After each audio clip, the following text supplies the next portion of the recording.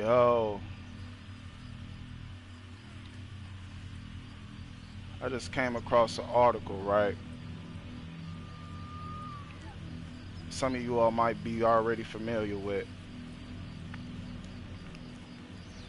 but I have to drop this on y'all right quick. Give me 1 second.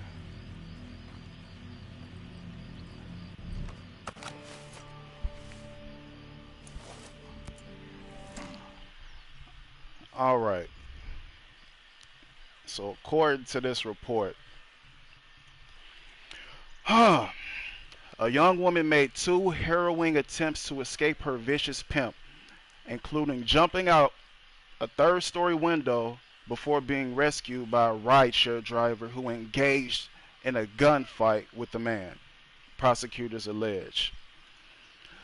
So-and-so was arrested shortly afterward as he was leaving a rental home accompanied by other women he had trafficked, authorities allege. The 20-year-old woman who escaped had been taken from over there to over here to perform sex acts for money, prosecutors said in charging documents. She first tried to escape such and such by jumping nearly naked from the high window, they said. She finally succeeded after running from his car and sitting topless on a highway until the rideshare driver helped her. Such and such was taken to a hospital with injuries including black eyes, broken ribs, a broken leg, and spinal injuries. So-and-so is being held on $750,000 bail and is set to be arraigned Thursday. It was not immediately clear if he had an attorney who might speak on his behalf. His street name was tattooed on the faces of at least two of the women he trafficked as a sort of brand, authorities allege. The defendant leads a sex trafficking enterprise that is operated in at least 3 states involving multiple victims who have been exploited, harmed, and maimed by the defendant's violent and coercive actions, senior deputy prosecutor wrote in charging papers. According to investigators, so-and-so, such and such, and two other young women arrived in over here about a month ago. They stayed in a $1.4 million 6-bedroom home near Seward Park in South Seattle that was rented through Airbnb. So-and-so would drive the women to a stretch of Aurora Avenue in North Seattle where prostitution is common and ensure they had rooms at a motel for their dates, the charging papers say. Each woman was expected to make at least 2 bands per day. They turned over all the money, and he provided food, clothes, and housing and controlled them completely, the charging document said. Such and such told police she had been working for so-and-so for about 4 months in California, Arizona, as well as Seattle, according to documents.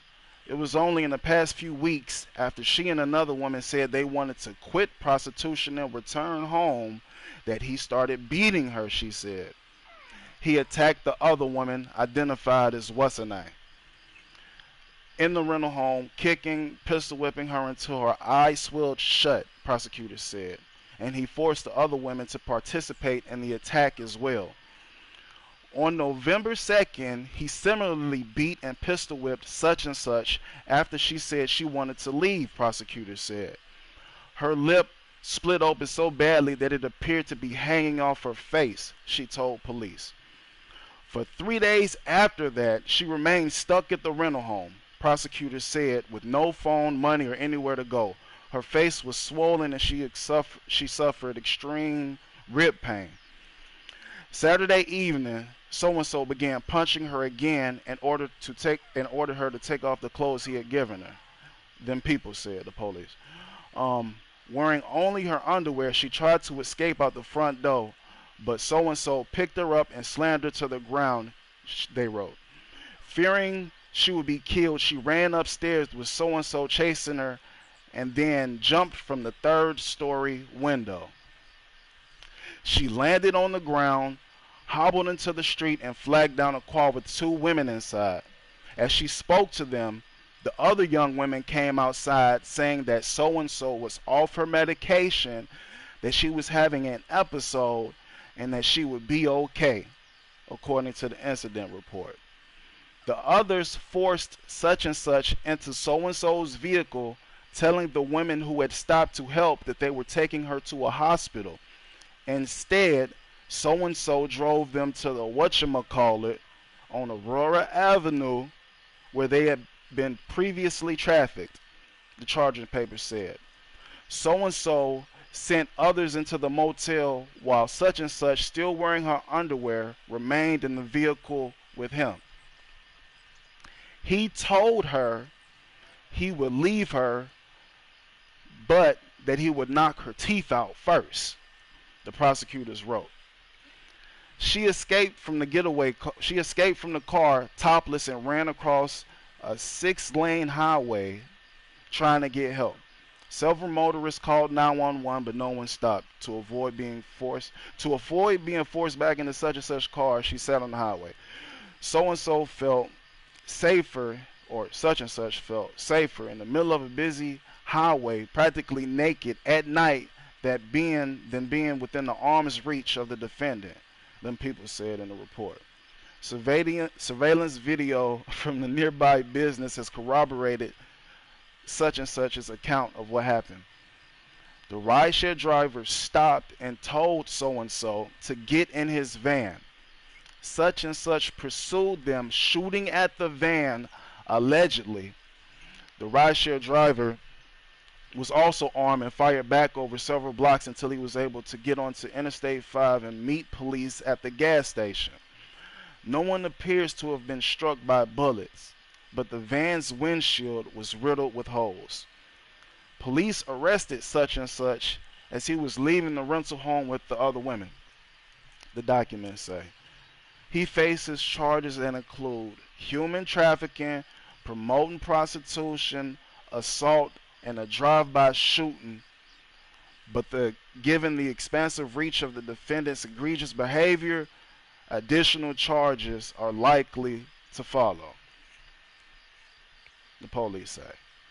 Prosecutors are concerned about the case tampering. One woman who continues to work for so-and-so has already been reaching out to such and such in an attempt to learn her location and persuade them to return, them people say.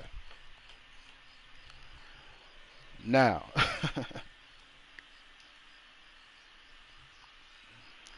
I'm going to preface this by saying all of this is alleged, innocent until proven guilty. But hypothetically speaking, if this were to be true, fucking fiasco. I don't know a ton about the game, but it's, to my understanding, it's a no contact sport. And when it seems like violence is a good option, fuck is my helicopter at?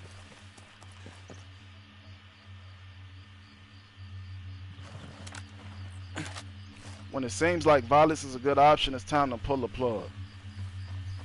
The laying of hands ain't pimping. Persuasion is.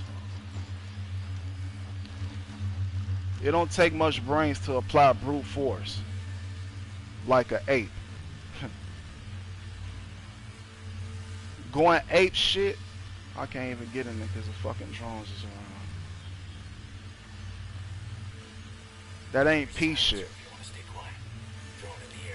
Going ape shit ain't peace shit from what I gather.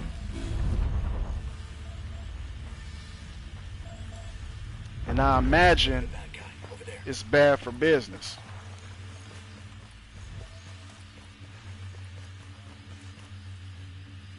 Whereas them people might be a little lax because they so preoccupied,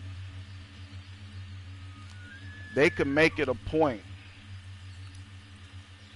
to prioritize certain shit. Situations like these could inspire them to crank the heat up on everybody and scorch the whole fucking strip. They ain't finna take the time to differentiate between who and who ain't engaging in certain activities. Nor do they care to. The only agencies P's should have to be concerned with is the IRS. And if you're smart, not even them.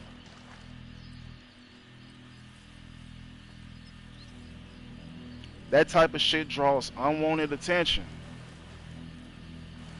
It ain't a wise business move. It ain't a wise move in general. Beating up on a female with whom you share a living space with is a recipe for something catastrophic to take place. You could wake up with the whole mag emptied in your forehead. And it'll be with your gun. Won't even see it coming. Though you shoulda. Got a hostile position there. Or say for instance she had bumped into the right person. The type of person who loved to hit a 8K a day lick. Over there. She know a good portion of your business.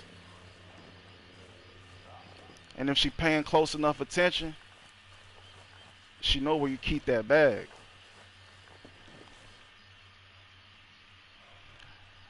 It's 2022. Stop underestimating these women.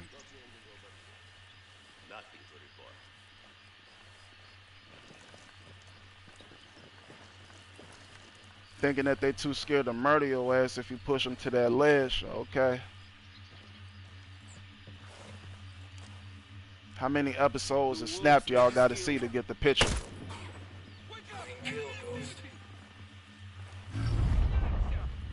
Quiet, they know we're here. Hostiles ahead. If she wanna go home,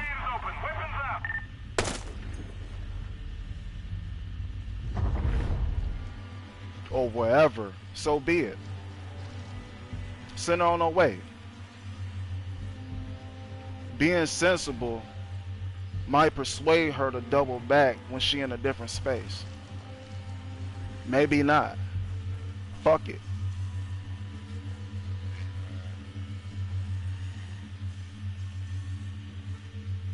If I had 3 or 4 hoes bringing in 2 racks a day,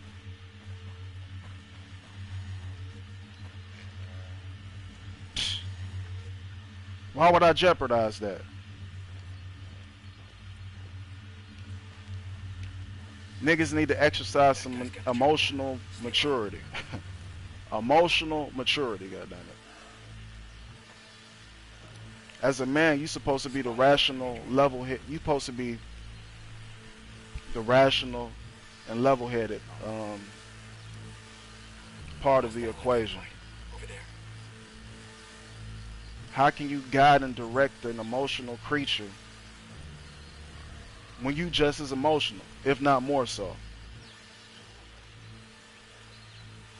This is how you hit the pause button on your progress.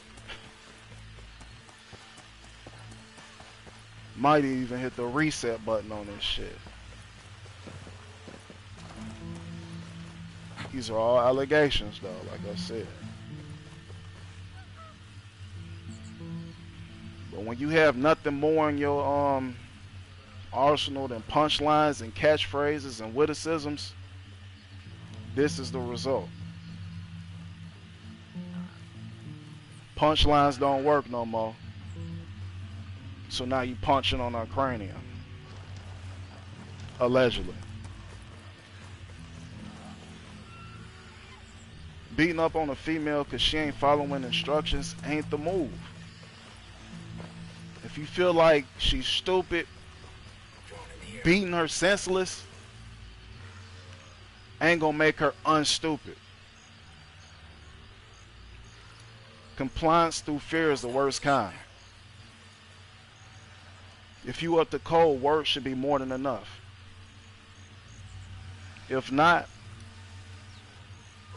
you just a failure, my guy. It ain't her fault. Spotted an enemy chopper. Get some cover. Hostile identified. Over there. You know, just because you saw that shit growing up in your household don't make it right. Why perpetuate that energy? Enemy chopper. Watch yourself. Hold on.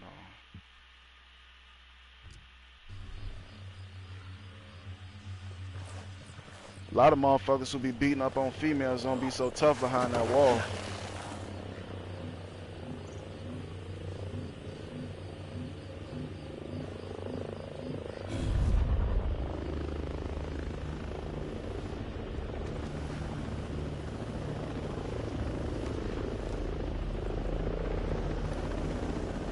Located a bad guy. Over there.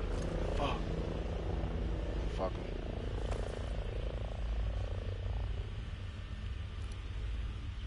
Got a hostile position. Yeah, there. motherfuckers don't be all that tough when they get up in that jam. They be beating up all the hoes. But when you conduct business in a certain manner, you open up the door for all type of fuckery. Like trafficking charges and some more shit. Now you got the news folks using all types of adjectives to describe you. Vicious, menacing, and all this other shit. And don't have a criminal record. Especially pertaining to this type of activity.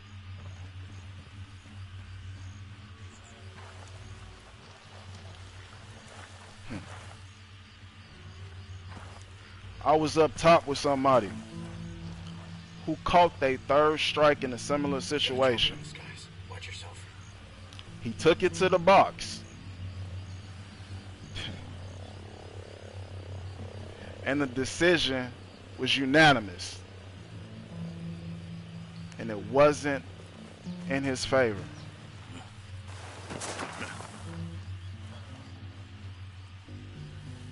Hopefully this ain't true and it's just some big misunderstanding. Because these are some crazy allegations. Crazy and very detailed and specific allegations.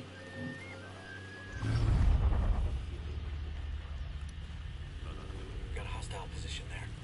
This ain't what it's about, ladies.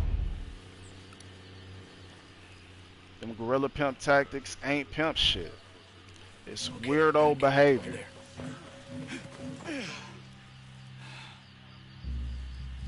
Beating up on females is weird. Hostile identified. Over there. I'd rather have another bitch kick off in your ass than me.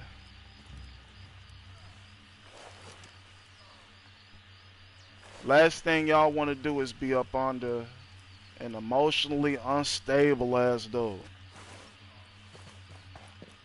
Straight up. Got a hostile position there. If your dude is more of a bitch than you, that's a red flag, shawty.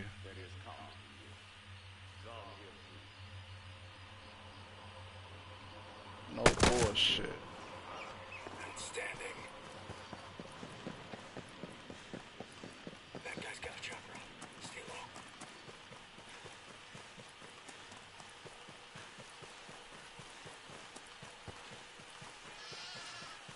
Like you invite the wrong type of energy. Like in this day and age, you got to be real calculating and meticulous Hostile identified. Over there. in all of your dealings.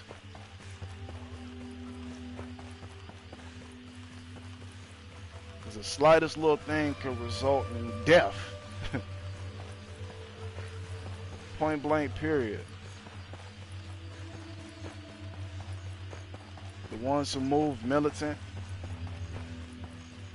cautiously, those are the ones who gonna last the longest and prosper the most. You gotta have some tact, situational awareness. Oh, you toast. Okay, get it. Over there.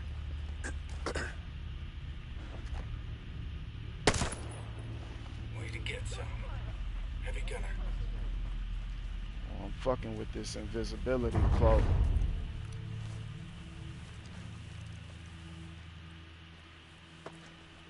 Yeah, but that's all I got for y'all right now, man.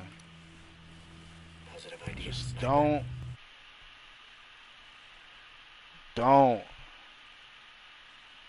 forget your boosters.